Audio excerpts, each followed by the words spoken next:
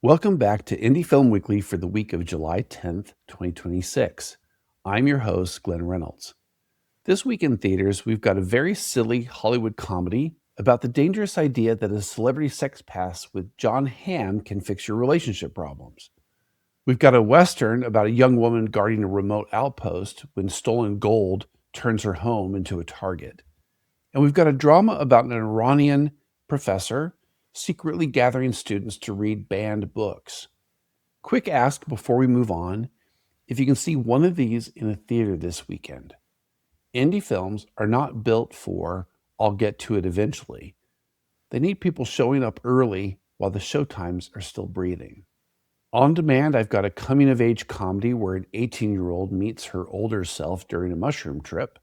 And for our classic, we're celebrating a 50th anniversary siege thriller back when low budget meant you wrote it, directed it, edited it, scored it, and somehow made it cool. Want the written version of these picks each week? I also publish the Indie Film Weekly newsletter. It's the same 5 films in a quick read. Sign up at newsletter.circusroadfilms.com. Let's dive in. Our first indie film in theaters this week is Gail Daughtry and the Celebrity Sex Pass. Directed by David Wayne, this comedy stars Zoe Deutsch as Gail, a sunny Kansas hairdresser whose engagement takes a sudden detour when her fiancé uses their celebrity sex pass. His choice is Jennifer Aniston. Gail's response is to head to Los Angeles and pursue her own pass, John Hamm. That is the plot. And honestly, it's nice when a movie's not afraid to put the whole bad idea right on the table. Wayne co-wrote the script with Ken Marino, so the tone is loose, absurd, and built for people who like their Hollywood satire with zero interest in good judgment. Gail's trip becomes a strange little quest through fame, culture, cameos, handlers, wannabes, and the special LA math where everyone is one introduction away from either salvation or humiliation. Deutsch is a great fit because she can play sweetness without making Gail seem clueless. She's not just chasing a celebrity, she's trying to take back her dignity in the dumbest way possible, which is very human. The movie premiered at Sundance, and it's the kind of crowd comedy where the premise does half the lifting, then the cast sprints after it. Our second indie film in theaters this week is The Isolate Thief. Directed by John Suits, this Civil War-era Western thriller starts in a remote Union Army outpost during a bitter winter. A young woman becomes the lone caretaker of the place, which already sounds like a job where the benefits package better be incredible. Then stolen gold falls into her hands, and suddenly the outpost is not remote enough. A gang of violent outlaws comes looking for it, and she has to turn the place she is guarding into the place she can survive. Mackenzie Foy plays the woman at the center, and Sean Bean is part of the cast, which is always useful when a movie needs someone who looks like he has seen bad weather, worse men, and at least 3 terrible plans. The clean genre pleasure here is geography. One isolated location, limited help, a valuable object, bad people closing in. The film has that stripped-down survival math that Westerns do well, where every door, window, weapon, and mistake matters. It's not about armies moving across maps. It's about one person trying to stay ahead of people who think fear will do most of the work for them. If you like lean siege stories with snow, gold, and no comfortable exits, this is your lane. Our last film in theaters this week is Reading Lolita in Tehran. Directed by Aaron Rickless, it adapts Azar Nafisi's memoir about teaching literature in post-revolutionary Iran.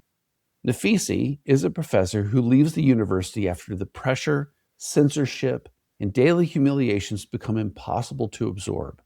Then she does something quietly radical. She invites 7 of her former female students into her home for private classes, where they read forbidden Western novels and talk about the lives they are not allowed to fully live outside that room. The books matter, but the film is really about the room.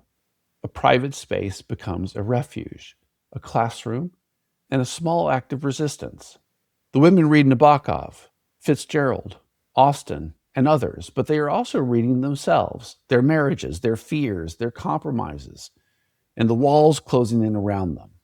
Gulshifta Farhani plays Nafisi, and she brings a calm force to the role, the kind of teacher who understands that literature can be dangerous because it gives people a private language.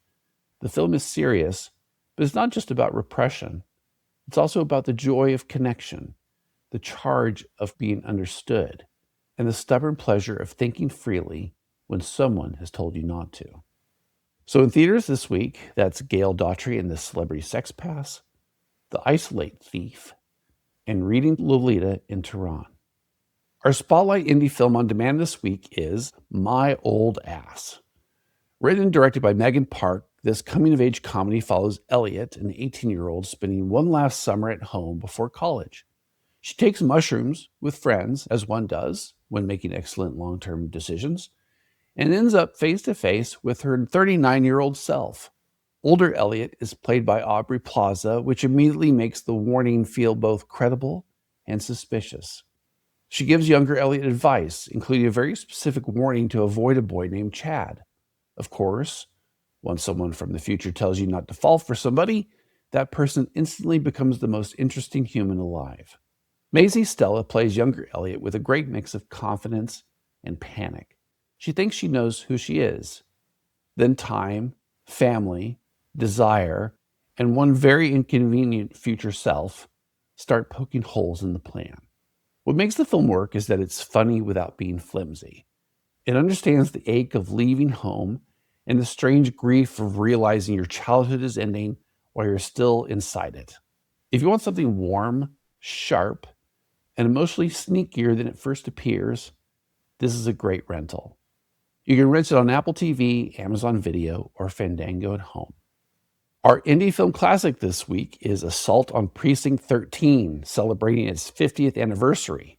Written, directed, edited, and scored by John Carpenter, this is low-budget filmmaking with no wasted motion. The setup is brutally simple. A nearly abandoned Los Angeles police station is about to close for good. A small skeleton crew is on duty. A prisoner transport stops there. Then the building comes under siege from a heavily armed street gang, and suddenly cops, criminals, and civilians have to survive the night together. Austin Stoker plays Lieutenant Bishop, the steady center of the film. Darwin Jostin plays Napoleon Wilson, a death row inmate with a ridiculous amount of cool for a man in handcuffs. Carpenter builds the tension with clean geography and that pulsing score, so you always know where people are, where the threat is, and how little room is left. This is not a polished studio thriller trying to impress you with scale. It's a pressure cooker. The budget is small. The attitude is enormous. You can feel Carpenter figuring out the landscape he would keep using. Widescreen frames, hard shadows, dry humor, and ordinary people trapped in extraordinary danger. If you want to see an indie genre film that still moves like a machine, this one holds up beautifully. You can rent it on Apple TV, Amazon Video, or Fandango at home. And that wraps it for the July 10, 2026 edition of Indie Film Weekly. If you want to support the show, do the simple stuff. Subscribe so you don't miss next week. Share it with one friend who likes being early. Rate it because it helps the apps take the show seriously. Then leave a quick review. Even one sentence helps. Until next week, keep it alert, keep it unruly, and keep it indie.